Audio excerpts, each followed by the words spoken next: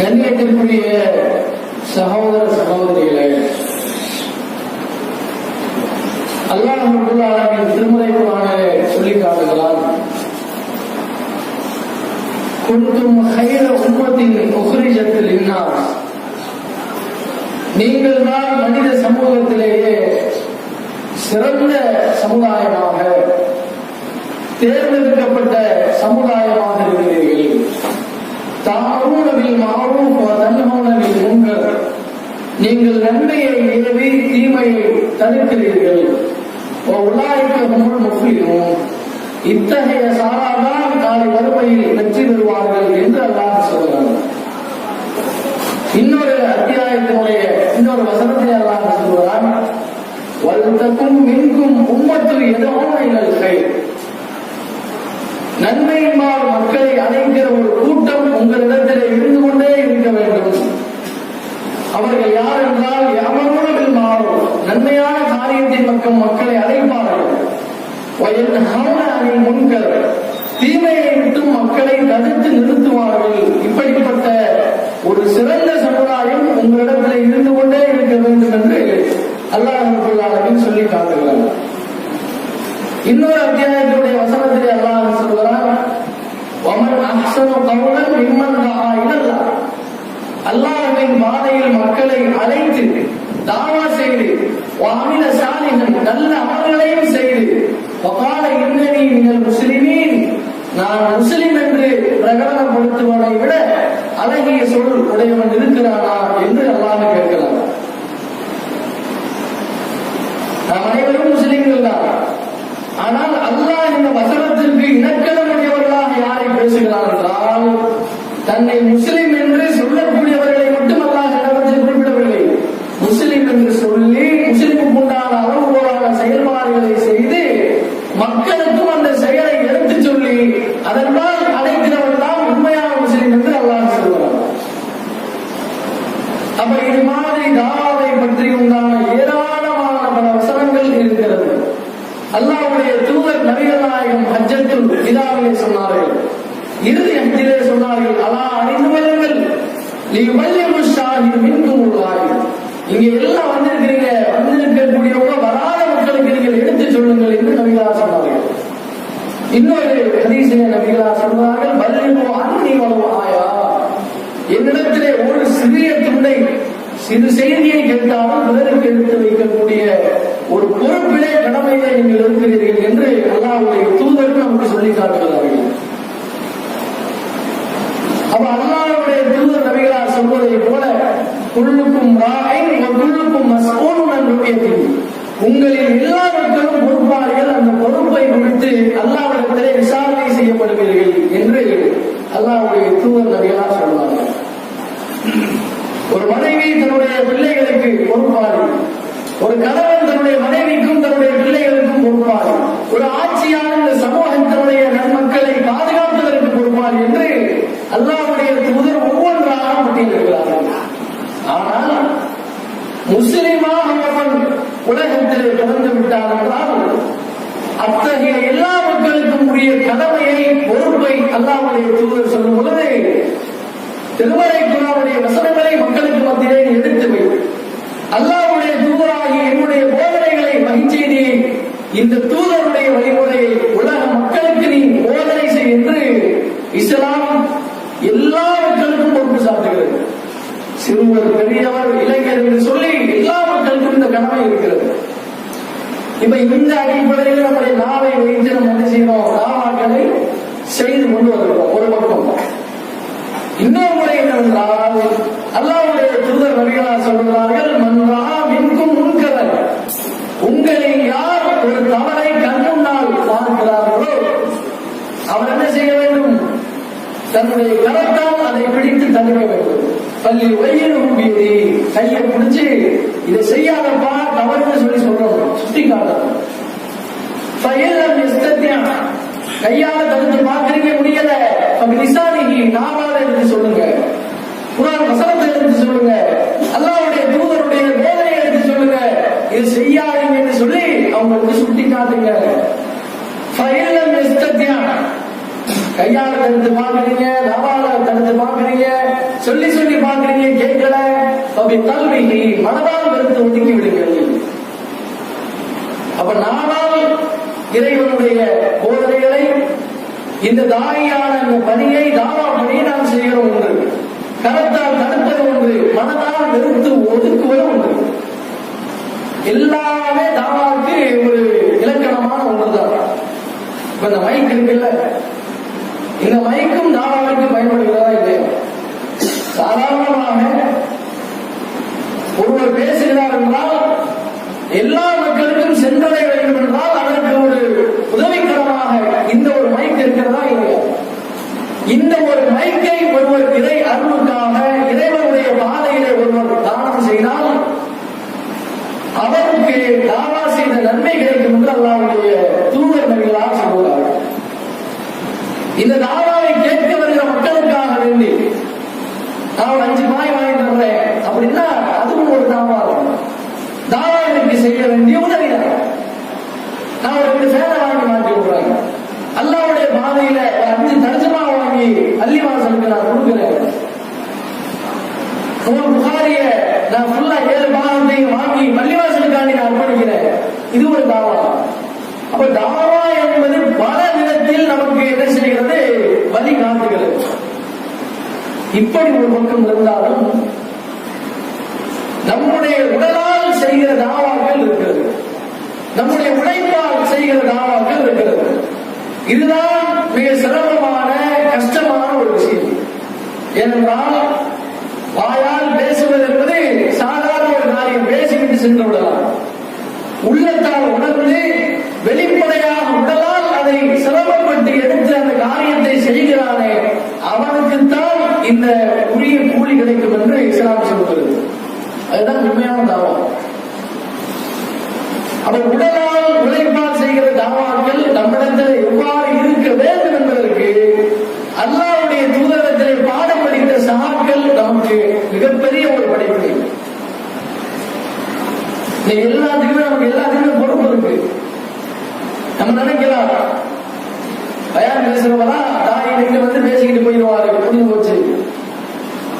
தாயை வந்து இங்க வர வைக்கிறோமா, நிர்வாகிகள் இருக்கிறாங்க, அதுக்கு பொறுப்பு போட்டுருக்கிறாங்க, அவங்க கூட்டு வந்து என்ன செஞ்சிருவாங்க, பேச வச்சுட்டு நமக்கு எல்லாம் செய்தி கிடைச்சிட்டு முடிஞ்சிடும் அப்படிங்கிற ஒரு மனோபக்குவத்துல நம்ம இருந்தோம்னா நம்ம இதே ஒரு நிலையில தான் என்ன செய்வோம், தொடர்ந்துகிட்டே இருக்கோம். என்னாலான முயற்சி என்ன, என்னாலான பணி என்ன, அவங்க செய்யறாங்க ஒரு பக்கம் இருக்கு, என்னாலான முயற்சி என்ன, நான் இந்த தாவாவை செய்வதற்கான முயற்சிகளை என்ன எடுத்தேன், அந்த ஒரு சிந்தனை ஓட்டத்தை எல்லோரும் உள்ளத்திலே கொண்டு வந்து நிறுத்த வேண்டும். அப்ப அல்லாஹ்வுடைய தூதருடைய காலத்தில் நபி தூதர்களை அல்லாஹ்வுடைய தூதர் எவ்வாறு பண்படுத்தி வைத்திருந்தார்கள், அவர்களுக்கு பொறுப்பு தந்தாங்க சொல்லலாம். பாருங்கள், அபூ ராஃபி என்று சொல்லப்படக்கூடிய ஒரு யூத தலைவன் அல்லாஹ்வுடைய தூதருடைய காலத்தில் இருக்கிறார். ஒவ்வொரு காலகட்டத்திலேயும் ஒவ்வொரு சூழலுக்கு ஏற்ப ஒவ்வொரு குழப்பவாதி வருவான், ஒவ்வொரு பித்ராவாதி வருவான். இஸ்லாத்தை அழிக்கணும் ஒழிக்கணும் என்பதற்காக பல விஷயங்களை அவன் என்ன செய்வான், அவதூறாக பரப்புவான். அப்படி பரப்புற ஒருத்தன்னா அபூ ராஃபி, யூத தலைவர். அவனுக்கு என்று ஜோதியான கோட்டை, அதுல பல காவலாளிகள் காவலுக்கு. இப்படி இருக்கிற அந்த சந்தர்ப்பத்துலதான் அல்லாஹ்வுடைய தூதருக்கு மனசு சங்கடப்படுறாங்க. இவன் போக்கு ஓவரா இருக்குது, இதை இப்படியே விட்டுக்கிட்டு இருந்தோம்னா சரி வராது, இவன் கதையை முடிச்சாத்தான், இவனை சோழியை முடிச்சாத்தான் நம்ம தாவா சீரடைஞ்சு போய்கிட்டே இருக்கும்னு சொல்லி இஸ்லாத்தை மேம்படுத்துவதற்கு, காஃபிர்களுடைய குற்றத்தை முடக்குவதற்கு ஒரு சிறு படையை அல்லாஹ்வுடைய தூதர் நபியார் பயன்படுத்துகிறார்கள். ஒரு சிறிய சஹாபாக்கள் குழுவை அனுப்பி வைக்கிறார். எதுக்கு? அந்த கோட்டைக்கு போய் அவன் தலையை எடுத்துட்டு வரணும். அந்த ஒரு பணி எல்லா சஹாபாக்களும், குறிப்பிட்ட சஹாபாக்கள் நகர்ந்து கோட்டையினுடைய பக்கத்திலே சென்று விடுகிறார்கள். ஒரு 1/2 கிலோமீட்டர் தூரத்துல இருந்து ஒரு மசூரா போடுறாங்க. இந்த மசூரா இன்னைக்கு நம்ம மசூரா போடுறோம்ல, ஒரு நாள் அந்த பொறுப்பை கொடுத்து தலைவர்கிட்ட இருந்து செயலாளர் வந்து பொருளாளர் வந்து துணை செயலாளர் வந்து அப்படியே மாணவரணிக்கு வந்து என்ன ஆயிடும், அந்த பொறுப்பு தள்ளப்பட்டு விட்டுரும். நீங்க செய்யுங்க, எனக்கு வேலை இருக்கு, எனக்கு அங்க வேலை இருக்குது, எனக்கு இந்த வேலை இருக்குது, என்னால் இப்போதைக்கு இதை செய்ய முடியாதுன்னு சொல்லி நகட்டி விட்டுறோம். அங்கேயும் மசூரா நடத்தப்பட்டது. எந்த மசூரா என்றால், எப்படிப்பட்ட மசூரா என்றால், அந்த குழுவிற்கு ஒரு அமீராக, ஒரு தலைவராக அப்துல்லாஹ் பின் அல் அத்தீக் ரலியல்லாஹு அன்ஹு அவர்களை அல்லாஹ்வுடைய தூதர் படைக்கு தளபதியாக அனுப்புகிறார்கள். இன்னைக்கு உள்ள தலைவர்களுடைய வேலை, தலைவர் இருக்கிறாரா இல்லையானே தெரியாது, தலைவர் செயல்பாடுகளை செய்கிறாரா இல்லையான்னு தெரியாது, வந்து நின்று ஆர்டர் போட்டு போயிடுவார். அதுதான் இன்னைக்கு தலைவருடைய தலைவருடைய வேலையாக இருக்கிறது, செய்கிறது புறம் தொண்டர்கள். ஆனால் அந்த படைக்கும் தளபதியாக அல்லாஹ் பின் அத்தீக்கை அல்லாஹ்வுடைய தூதர் அனுப்புகிறார்கள்.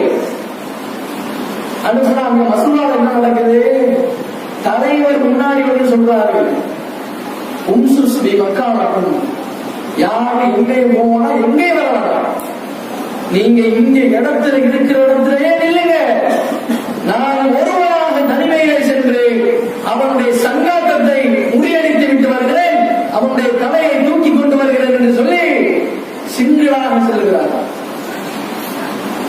மற்ற சகாபாக்கள் எல்லாம் பயமா, சரி ஆஹா ராம் வந்துட்டாரு, நம்ம தப்பிச்சோம், நம்ம உள்ள குட்டியை நம்ம போய் பார்க்கலாம், நம்ம சொத்தை நம்ம போய் என்ன செய்யலாம், பயன்படுத்தலாம் என்று நினைத்தார்களா?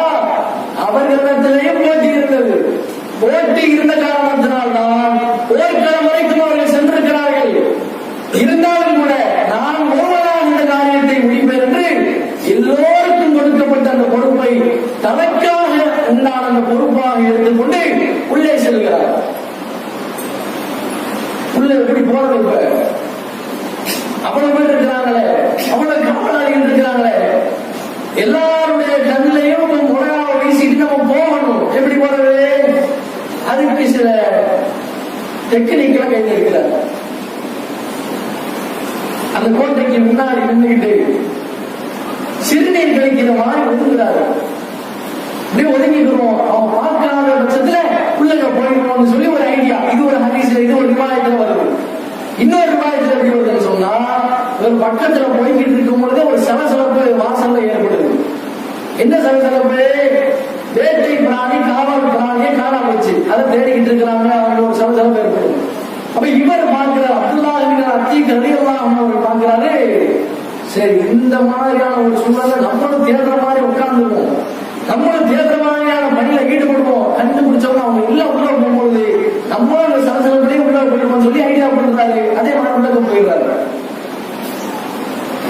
உள்ளக போனா இப்ப எங்கிட்டு போறது? கோட்டைனா எப்படி இருக்கும்? ஒவ்வொரு அறை, ஒவ்வொரு காவலாளிகளுக்கும் ஒவ்வொரு அறை, அதே பலவிதமான காவலாளியினுடைய குடும்பம் இருக்கும், அதே போல அந்த தலைவருடைய குடும்பம் இருக்கும். இத்தனை அறைகள் அபூராசியங்கள் கண்டுபிடிக்கிறது. அவன் எங்க இருப்பான்? அப்ப உட்கார்ந்து என்ன பண்றாரு, பார்க்கிறாரு, அந்த கோட்டையில வந்து யா சாஹிப் அப்படின்னு ஒருத்தன் கத்துறான். எல்லாம் உலக வரணுமா, யாராச்சும் வந்துருன்னு சொல்லி கத்துறான். இவர் அந்த சாமி உள்ள போகிறார். உள்ளக போனதுக்கு பின்னால் நான் அந்த கோட்டையினுடைய சாவியை அப்படியே கையிலே எடுத்தேன். அந்த ஹதீஸ் அவரே அறிவிக்கிறார். எல்லா சம்பவத்தையும் முடித்த இவரே அந்த ஹதீஸ் அறிவிக்கிறார், இந்த செய்தியை அறிவிக்கிறார். எவ்வளவு சுவாரஸ்யமா அவர் அந்த கதையை முடிச்சிருப்பாரு பாருங்க. அந்த பத்தாண்டு மாவட்ட சாவியை நான் எடுத்தேன், ஒவ்வொரு சாவியா எடுத்து ஒவ்வொரு அறைக்கும் போட்டு போட்டு துறந்து செல்கிறார். போனா கடைசியில் அபூராவினுடைய அறைதான் சொல்லி தெரிஞ்சிருச்சு. அவன் பேசுற சவுண்ட் கேட்குது. இப்ப ஆள் வரவே கிட்டக்க வந்தாதான் முடிக்க முடியும். ஒரு இருள் சூழ்ந்த ஒரு நிலை, இருட்டா இருக்குது. இரவுனால எல்லா காவலாளிகளும் தூங்க போயிருந்தாங்க. அங்கேயே ஒரு டெக்னிக்கல் கண்டுபிடிக்கிறார். நம்மளே இருக்கிறோம், ஒரு பெரிய ஒரு வீடு, பெரிய ஒரு ஆளு, ஒரு குழந்தை, கரண்ட் திடீர்னு போயிருச்சு.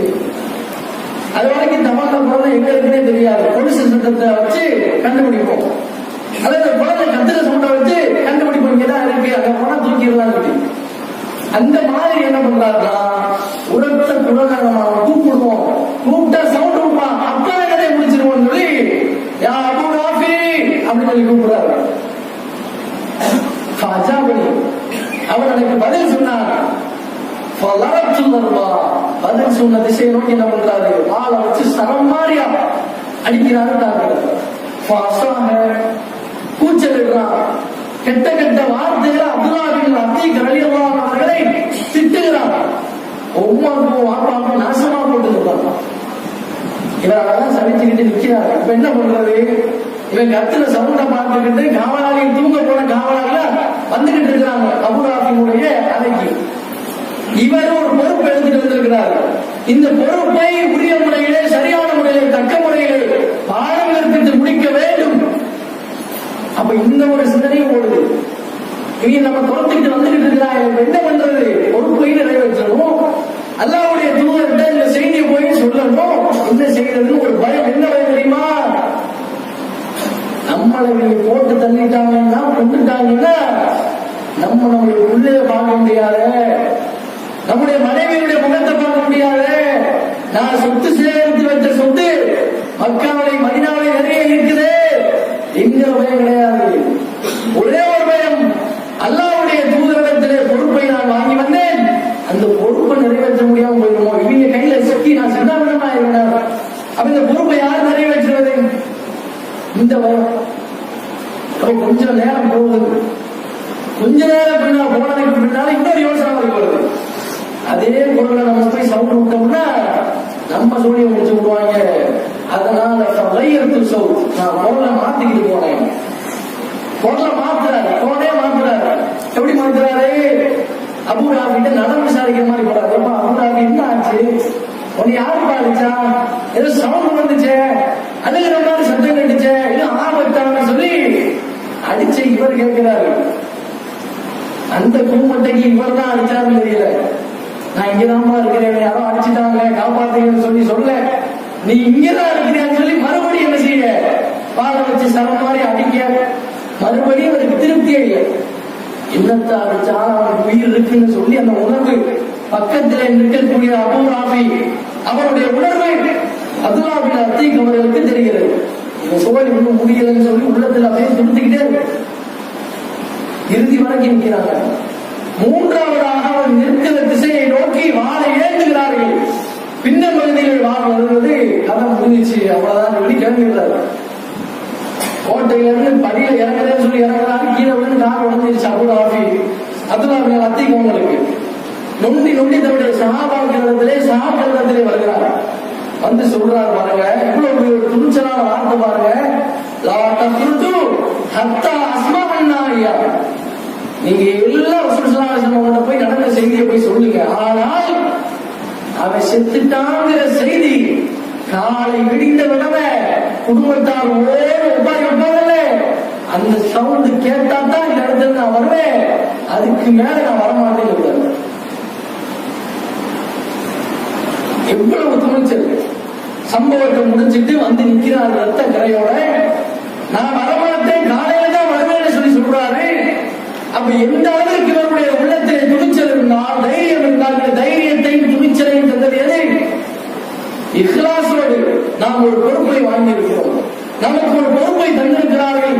இந்த பொறுப்பை நிறைவேற்றுவதற்கு எந்த துன்பம் வந்தாலும் என்ன கஷ்டம் வந்தாலும் நான் அதை அனுபவிப்பதற்கு தயார் என்று இறங்கினார்கள். இந்த ஒரு நிலை நம்மிடத்தில் இருக்க வேண்டும். நம்மிடத்திலேயும் பொறுப்பை தந்தால், அதை நாம் பொறுப்பாக நம்மை சூட்டினால், அல்லாஹ்விற்கு அஞ்சி இறைவனுக்காக வேண்டி இதனால் ஏற்படுகிற என்ன சிரமம் வந்தாலும் அதை நான் தாங்கிக் கொள்வேன் என்று களமிறங்கினார்கள். அதனால் ஏற்பட்ட விளைவு, அவன் காலையில விடுகிறது, அவன் செத்துட்டாங்கிற செய்தி வருது. அல்லாஹ்வுடைய தூதர்கிட்ட இவர் நொண்டி நொண்டி போனார். நபி தோழர் என்ன சொன்னாரு, நேற்று இரவே சொல்லிட்டாரு, எல்லாம் கிளம்புங்க நான் காலையில வரேன்னு சொன்னாரு.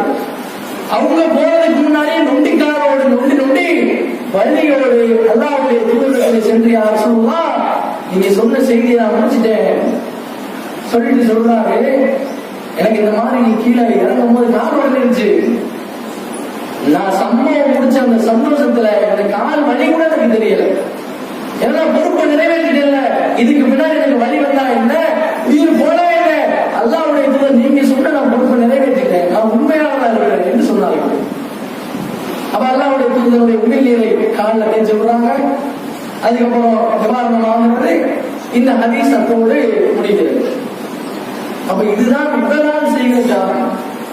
நம்ம ஒரு நிலைப்பாட்டில் இருக்கிறோம் என்று சொன்னால், நம்ம ஒரு தாவாவை தனித்து செயல்பாட்டோடு செய்து கொண்டிருக்கிறோம் என்று சொன்னால், பள்ளிக்கு வருவோம், தொழுவோம், தஸ்பீஹ் செய்வோம், சலாம் கொடுப்போம், போனோம். இந்த மாதிரி இருந்தோம்னு சொன்னா எம்மேலும் நம்முடைய தாவா பணிகளை வீரியத்தோடு எடுத்து சொல்ல முடியாமல் போய்விடும்.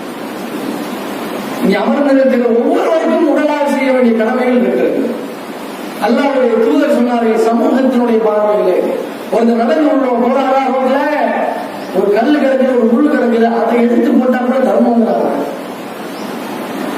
நான் அனைத்தியர்கள் மாறும் செய்யா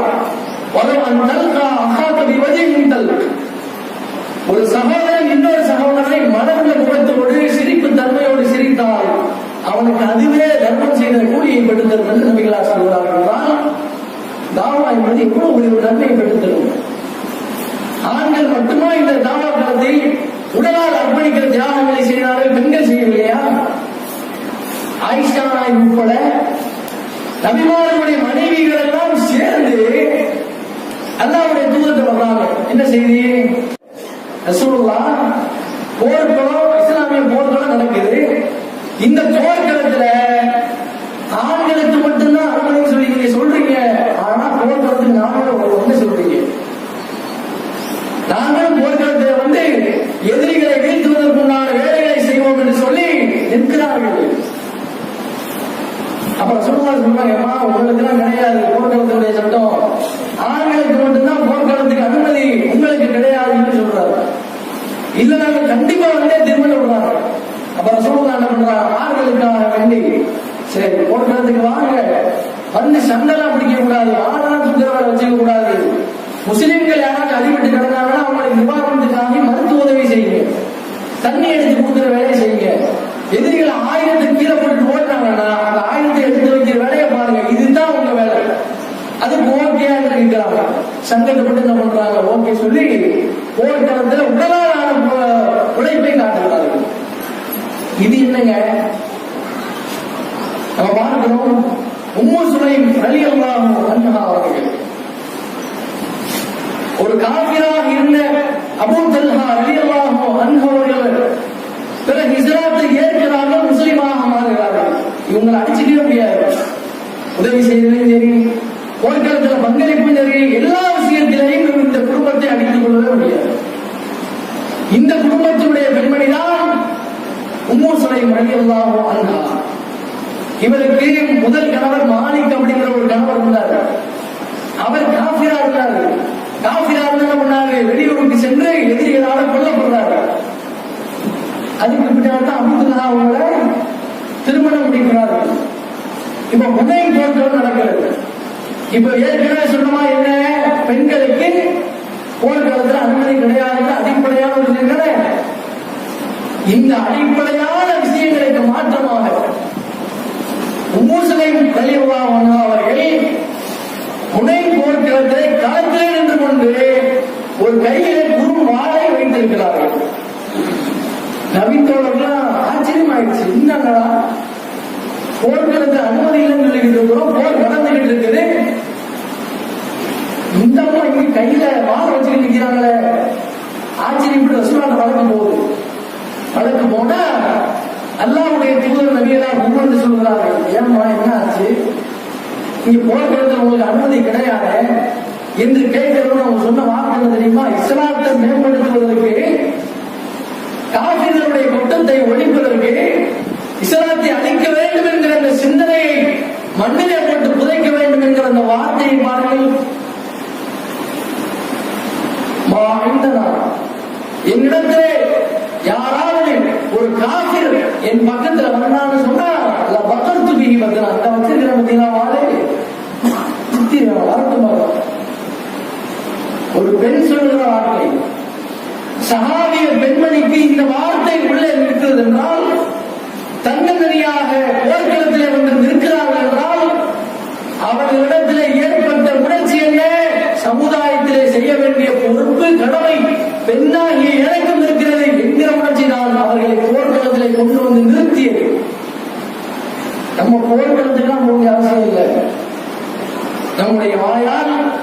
நம்முடைய கரத்தால், நம்முடைய உழைப்பால் இந்த தாவா களத்திலே நாம் என்ன செய்ய வேண்டும்? பயணிக்க வேண்டும்.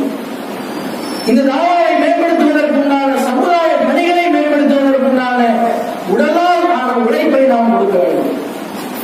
எல்லாவற்றிற்கும் மேலாக எல்லாத்தையும் நம்ம செய்வோம்னு வச்சுக்கோங்களேன். ஒரு வேலை ஒவ்வொரு பயான்களையும் கேட்கிறோம், ஒவ்வொரு குர்ஆன் வசனங்களையும் நபிமொழிகளையும் கேட்டறிகிறோம். எல்லாத்தையும் கேட்டு நம்முடைய உள்ளத்தில் ஒரு மாற்றம் வந்து உடலான உழைப்புகளையும் பொருளாதாரத்தான உழைப்புகளையும் செய்ய வந்துவிட்டோம் என்றால் இந்த இடத்தில் நாம் மிக முக்கியமாக கவனிக்க வேண்டிய விஷயம் ஒன்று இருக்கிறது. அதுதான் இக்லாஸ்.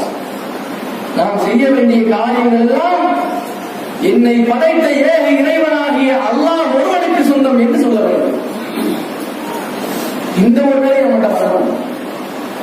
ஏதோ வந்துட்டோம், இதெல்லாம் நாங்க செய்யறோம் பாத்தீங்கன்னா, இந்த ஒரு நிலை இருக்கக்கூடாது. முன்னால் எவ்வாறு நடந்து கொண்டிருந்ததோ, எவ்வாறு செயல்பாடுகள் இருந்ததோ அதை விடவும் வீரியமாக நாங்கள் செய்வோம். அல்லாஹ் ஒருவனுக்காக, அல்லாஹ்வுடைய தூதருடைய பேச்சுக்காக அவர்களுக்கு மரியாதை செலுத்துகிறதாக இந்த ஒரு நிலைப்பாடு நம்மகிட்ட இருக்கணும். அல்லாஹ்வுடைய அந்த வழக்கத்தை பொருந்திய மக்கள் தர்மம் அதிகமா செய்வாங்க. அப்படி தர்மம் அதிகமாக செய்கிற பொழுது அவங்க சொல்லக்கூடிய வார்த்தைகளை அல்லாஹ் திருமறை குர்ஆனிலே சொல்கிறார்.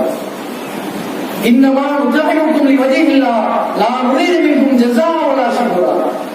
நாங்கள் உங்களுக்கு உதவிப்பதெல்லாம், உங்களுக்கு உதவி செய்வதெல்லாம் அல்லாஹ்வுடைய முகத்துக்காகத்தானே தவிர இதை செஞ்சா எனக்கு ஒரு பேர் இருக்குது, இதை செஞ்சா நமக்கு ஏதாச்சும் செய்வாங்க, இந்த ஒரு கூலி எதிர்பார்த்து இல்லை என்று முஃமின்கள் சொல்வார்கள் என்று அல்லாஹ் சொல்கிறார். இதைத்தான் நான் எதிர்பார்க்க வேண்டும். நபி தோழர்கள், தோழியர்கள் இக்லாஸோடு செயல்பட்டார்களே தவிர எந்த ஒரு ஆதாயத்தையும் எதிர்பார்த்து அவர்கள் செய்யவில்லை. உலக ஆதாயத்தை எதிர்பார்த்து செய்யவில்லை. அதற்கு அருமையான ஒரு எடுத்துக்காட்டு,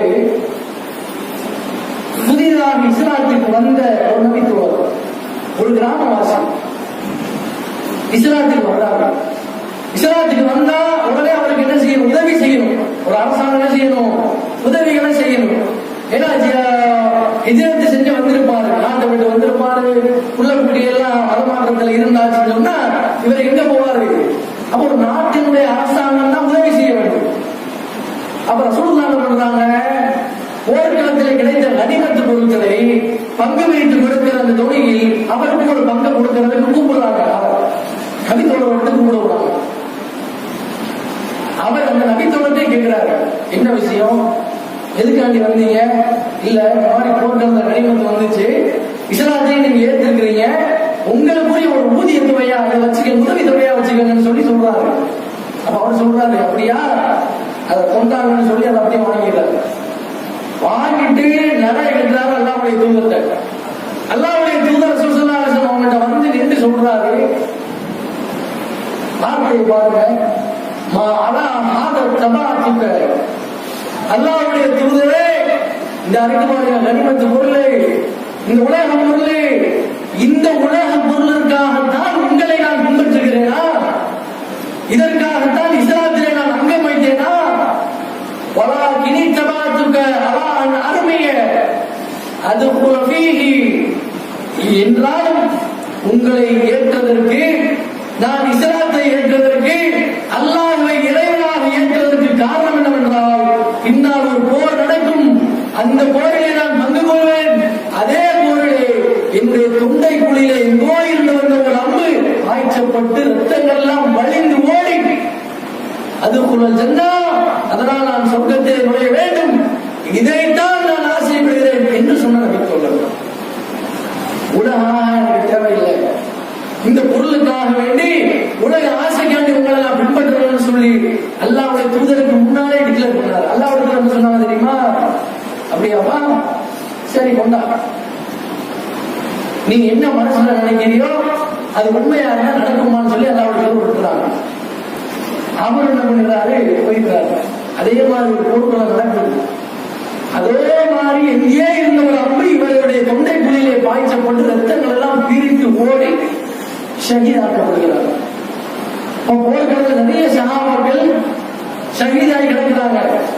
அப்ப ரசூலுல்லாஹி ஸல்லல்லாஹு அலைஹி வஸல்லம் கேட்கிறாங்க ஒரு நபி தோழரை பார்த்து, இவர் யாருன்னு உங்களுக்கு தெரியுதா? அந்த படத்தில் இருக்கிறாரு, தொண்டில் அம்பு பாய்ச்சப்பட்டு கிடக்கிறாரு, இவர் யாருன்னு உங்களுக்கு தெரியாதான்னு சொல்லி பல சகாக்கள்கிட்ட கேட்கிறாங்க. அப்ப நபி தோழர்கள் சொல்றாங்க, ஆமா ரசூலுல்லாஹ், அன்னைக்கு உங்ககிட்ட வந்து இந்த மாதிரி ஒரு விஷயத்தை சொன்னார்ல இப்படி நடக்கணும்னு சொல்லி, அதே மாதிரி பாருங்க தொண்டில் அம்பு பாய்ச்சப்பட்டிருக்கு, அவருடைய ஜாதி மாலையெல்லாம் பாருங்க, அவர் தான் சொல்லி சொல்றாங்க. அப்ப அல்லாஹ்வுடைய தூதர் சொல்றாங்க, நீங்கள் அன்றைக்கு சொன்ன வார்த்தையை அல்லாஹ் இன்றைக்கு உண்மைப்படுத்தி காட்டிவிட்டார் அப்படிங்கிறாங்க. அவருக்கு ஜனாசா சொல்றாங்க, தன்னுடைய கவலை கண்ணீரை விடைக்கிறார்கள். ஆக கண்ணியத்திற்குரிய சகோதர சகோதரிகளை, நம்மில் ஒவ்வொருவருக்கும் அழகிய முறையில் பொறுப்பு அல்லாஹ் சாட்டி இருக்கிறார். அல்லாஹ்வுடைய தூதர் அவர்கள் பொறுப்பு சாட்டி இருக்கிறார்கள். உடலால் பொருளால் என்ற அத்தனை விதத்திலும் நம்முடைய செயல்பாடுகளை, நம்முடைய உள்மூச்சோடு தாவாக்களை சென்று கொண்டு செல்வோம். அல்லாஹ் நம்முடைய பாதைகளில், நாம் செல்லக்கூடிய வழிகளில் இவ்வளவு தடைகள் சோதனைகள் வந்தாலும் அதையெல்லாம் தகர்த்தெறிந்துவிட்டு உண்மையான தௌஹீத்வாதிகளாக நீடித்து நிலைக்க அல்லாஹ் அருள் செய்வானாக என்ற பிரார்த்தனையோடு முதல் குறையை நிறைவு செய்கிறேன்.